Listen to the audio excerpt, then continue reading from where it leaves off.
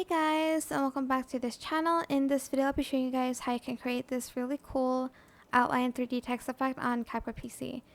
So I'm just going to type in flowers. I just don't know why, just the first thing that came to my mind. And I'm going to select a color. And also, actually I'm just going to make this one a little bit lighter.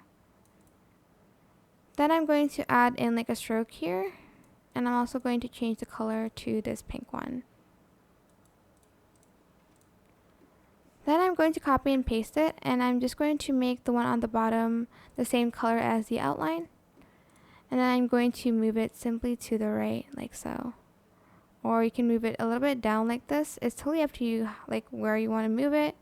Or up here, I think I'm just going to move it up here because it looks the best like that. And as you can see, you have this really cool text effect on CapCut PC. I hope this tutorial was helpful for you guys. Don't forget to like, comment, share.